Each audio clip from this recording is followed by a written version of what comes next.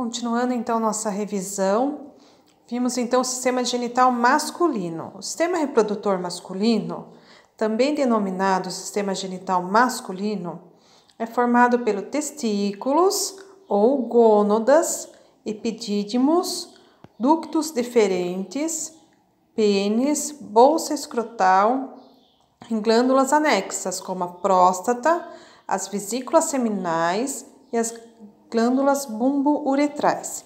Então, temos aqui um desenho, um esquema do sistema reprodutor masculino. Então, começando pelo testículo, o testículo ele fica guardado dentro do que a gente chama de bolsa escrotal ou escroto. Os testículos são dois. Eles vão fazer o quê? Vão começar a produzir os espermatozoides e também são responsáveis pela produção da testosterona, que é o hormônio masculino. Esses espermatozoides são produzidos nos testículos e são armazenados no epidídimo, que fica logo acima do testículo. Chega um momento que esses espermatozoides que foram produzidos e armazenados no epidídimo eles têm que ser liberados. Então, eles sobem pelo canal deferente, recebem um muco produzido pela vesícula seminal e pela próstata e é liberado pelo canal da uretra. São três as principais funções do sistema reprodutor masculino: produção e transporte do gameta masculino, espermatozoides, produção do hormônio responsável pelos caracteres sexuais masculinos, a testosterona, secreção de fluidos para formar o esperma ou sêmen. Testículos são compostos por milhares de túbulos seminíferos, responsável pela produção de espermatozoides e do hormônio masculino, a testosterona. Epidídimos. Os epidídimos são dois tubos enovelados que partem dos testículos. São responsáveis pela maturação e armazenamento do espermatozoide. Canais ou ductos diferentes. Possui a função de transportar os espermatozoides em direção à uretra. Vesículas seminais. São glândulas responsáveis pela produção de um fluido que será liberado no ducto ejaculatório, a produção do muco, junto com o líquido prostático e espermatozoides. Esse fluido entrará na composição do sêmen. Próstata. Trata-se de uma glândula masculina de tamanho similar a uma bola de golfe, localizada abaixo da bexiga urinária. É responsável por secretar substâncias alcalinas que neutralizam a acidez da urina e ativam os espermatozoides. Lembrando assim que a próstata é uma glândula masculina muito importante, está muito relacionada a câncer em homens, tá? Por isso que é importante os homens, a partir dos 40 anos, estarem procurando um médico, consultando, para poder fazer o exame de próstata. Uretra. A uretra é comumente um canal destinado para a urina, mas no aspecto de reprodução é responsável por conduzir e expelir o esperma durante a ejaculação. O esperma é o conjunto formado pelos espermatozoides, mais o muco produzido pela vesícula e próstata. Então, a uretra é uma estrutura, um órgão que pertence tanto ao sistema reprodutor masculino como ao sistema urinário ou excretor. E o pênis é considerado o principal órgão do sistema reprodutor masculino. O órgão cilíndrico é formado por dois tipos de tecidos: dois corpos cavernosos e um corpo esponjoso, que envolve e protege a uretra. Na extremidade do pênis encontra-se a glande, onde é possível visualizar a abertura da uretra. É através da uretra que o sêmen é expelido. Continuando então os nossos exercícios, tinha um vídeo muito bacana para vocês assistirem aí do canal Mais Ciências, espero que todos tenham assistido, da professora Rafaela Lima. E os exercícios. Questão 1. Os espermatozoides são os gametas masculinos da espécie humana. São produzidos no sistema genital do homem. Mais precisamente, então, quem que produz?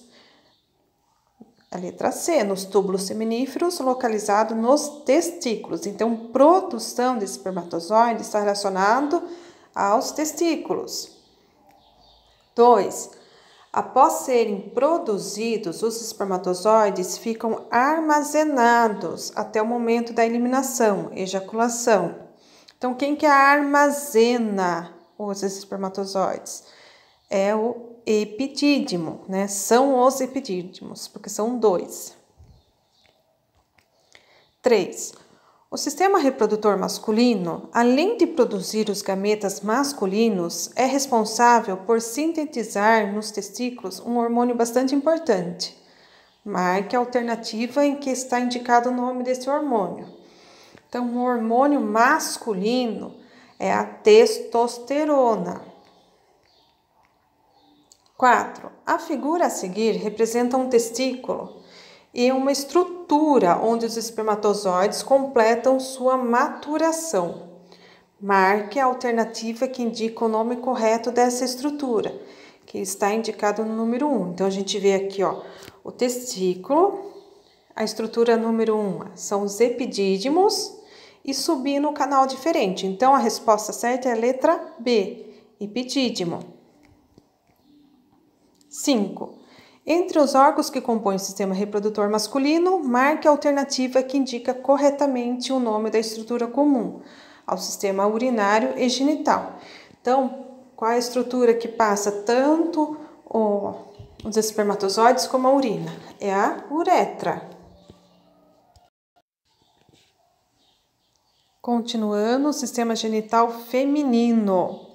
O sistema reprodutor feminino é formado pelos seguintes órgãos: ovários, tubas uterinas, útero e vagina. Então, se for comparar, o sistema feminino é mais simples, né? Tem menos estruturas que o masculino. Ele cumpre diversos papéis importantes. Produz os gametas femininos, óvulos ou ovócitos. Fornece um local apropriado para a ocorrência da fecundação. Permite a implantação do embrião. Oferece ao embrião condições para seu desenvolvimento. Executa atividade motora suficiente para expelir o novo ser quando ele completa a sua formação. Então, temos aqui um esquema do sistema reprodutor feminino. Nós temos, então, os ovários. Eles são responsáveis pela produção dos hormônios sexuais da mulher, a progesterona e o estrogênio. Nos ovários também são armazenadas as células sexuais femininas, os óvulos ou ovócitos, Então, temos aqui, então, 2 ovários. Tubas uterinas, né? Então, saindo do ovário, tem as tubas uterinas que estão ligando o ovário ao útero. Tubas uterinas são 2 tubos com aproximadamente 10 centímetros de comprimento, que unem os ovários ao útero. A partir disso, o óvulo amadurecido sai do ovário e penetra na tuba. O encontro do espermatozoide com o óvulo se dá na tuba uterina. Então, a gestação, vamos dizer assim, começa na tuba uterina. Numa relação sexual, a liberação dos espermatozoides dentro do canal da vagina. Esses espermatozoides sobem toda essa região do útero e vai até a tuba uterina. Se a mulher estiver no período de ovulação, que acontece uma vez só no mês, e o óvulo estiver lá, ocorre a fecundação, tá? Forma daí a célula que a gente chama célula zigoto, que a gente vai ver mais pra frente. Útero. O útero é um órgão muscular oco de grande elasticidade, do tamanho e forma semelhante a uma pera.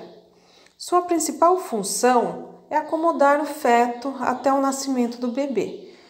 Então, é no útero que o bebê se desenvolve. Ele se forma na tuba uterina, mas ele daí vai até o útero, onde ele se implanta. Esse processo de implantação chama-se nidação e onde que a gente começa, o feto começa a desenvolver, a gestação. Vagina.